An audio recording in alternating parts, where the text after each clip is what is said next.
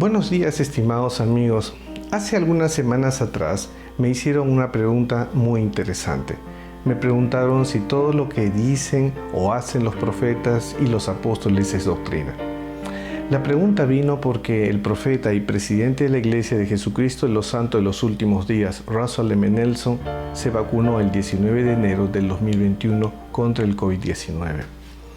En esa ocasión lo hizo junto a sus 2 consejeros y 5 miembros del Quórum de los 12. Al hacerlo, emitieron una declaración que dice: la primera presidencia también instó a los miembros de la Iglesia, a medida que se presenten las oportunidades apropiadas, a ser buenos ciudadanos del mundo y ayudar a sofocar la pandemia, protegiéndose a sí mismos y a otros mediante la inmunización. Las personas son responsables de tomar sus propias decisiones sobre la vacunación, escribieron en el comunicado.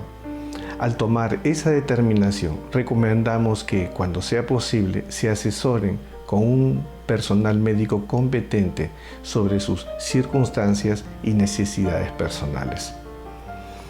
Esta declaración sobre la vacuna es una sugerencia y consejo que, como todas las que vienen de nuestros líderes del sacerdocio, son buenas recomendaciones, en todos los casos bien intencionados y en todos los casos tienen como propósito nuestro bienestar.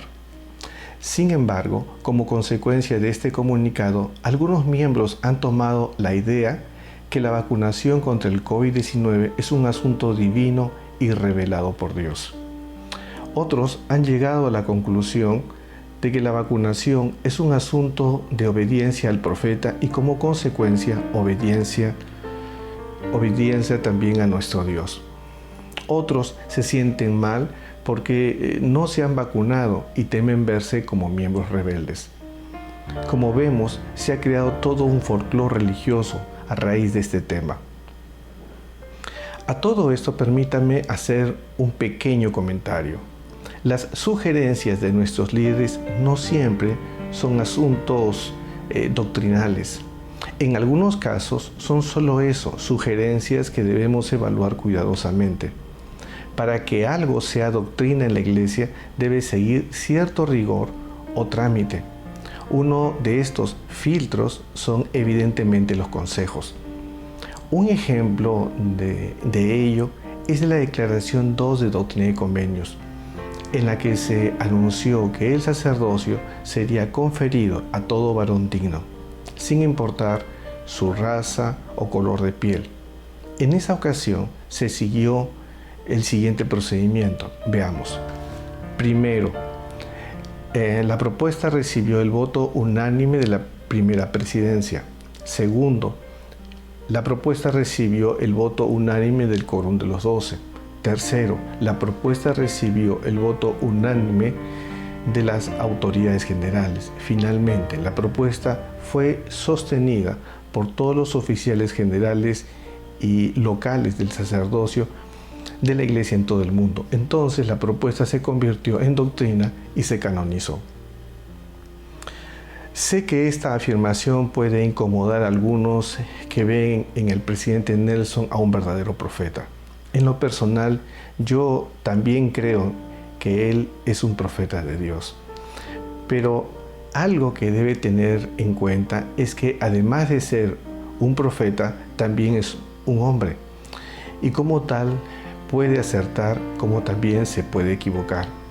Eso de ningún modo cambia la naturaleza de su llamado. El uso de los consejos antes de declarar alguna afirmación nueva como doctrina no tiene como propósito quitarles autoridad. Por el contrario, es para que sus afirmaciones tengan el debido peso y aval divino. Es esta la razón por la que el Señor nos dijo lo siguiente en Doctrina y Convenios 26.2. Todas las cosas se harán de común acuerdo en la Iglesia, con mucha oración y fe. Ahora, permítame darles solo un par de ejemplos en el pasado que confirman la necesidad y el por qué debemos ser cuidadosos al momento de tomar toda afirmación como doctrina.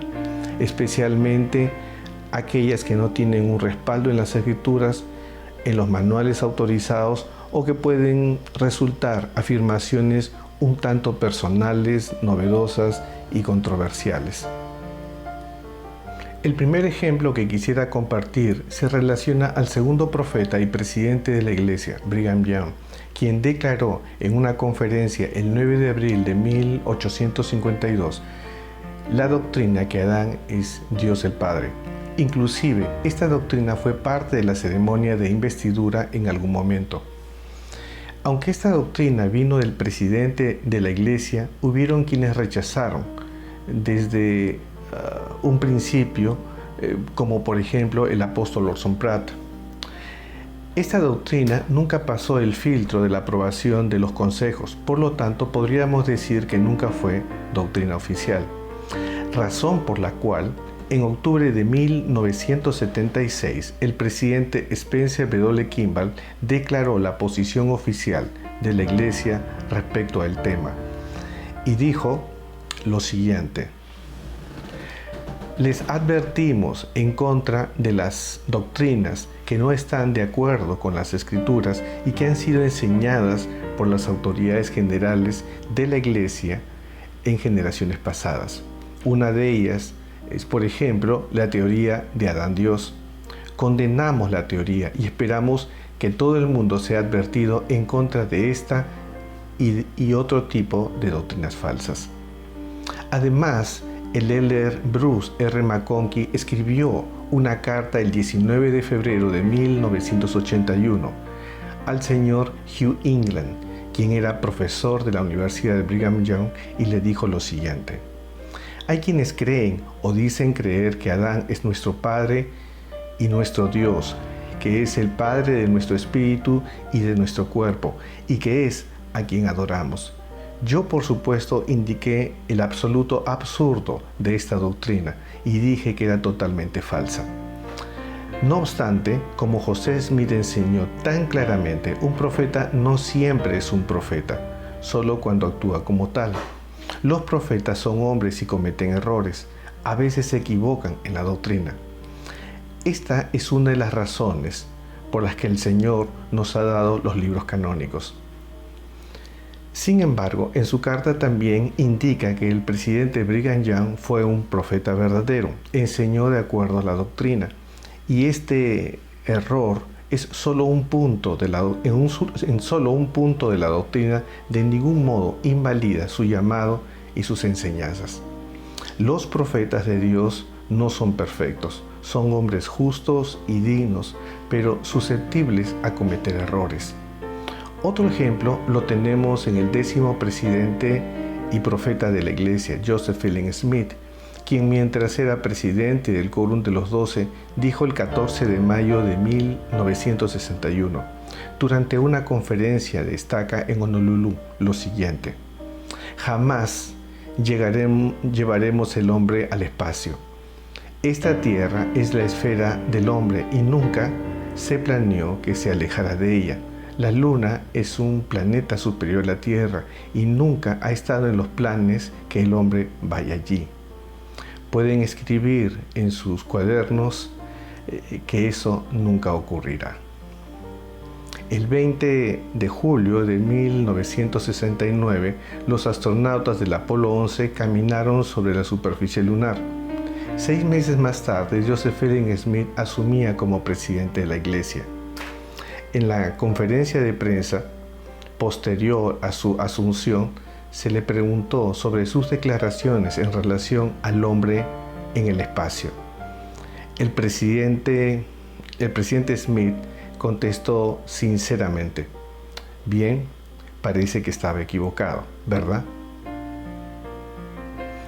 No es mi propósito hablar mal de los profetas, porque creo en ellos. Solo quiero destacar 2 puntos. Primero, que son humanos, susceptibles a cometer errores, y que eso de ningún modo invalide sus llamados.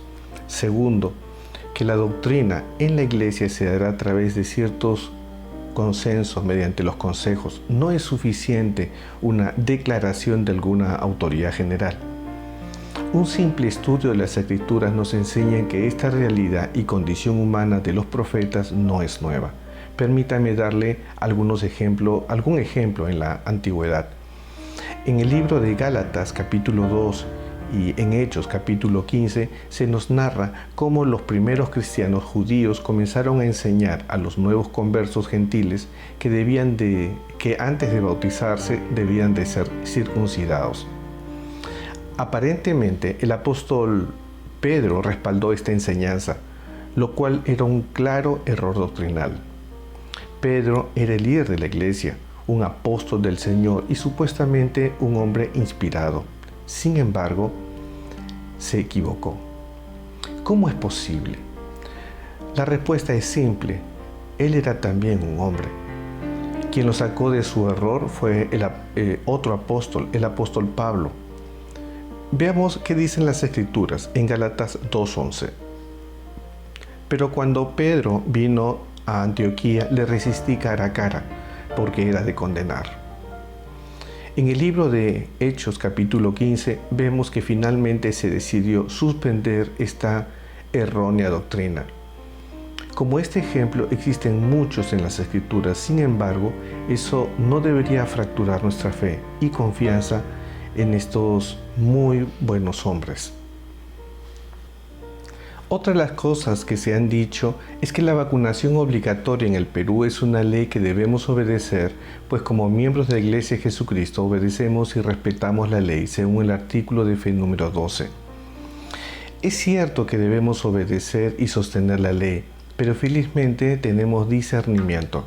Las leyes tienen una jerarquía. Primero son las leyes constitucionales, luego son las leyes emitidas por el Congreso y finalmente las leyes emitidas por el Ejecutivo.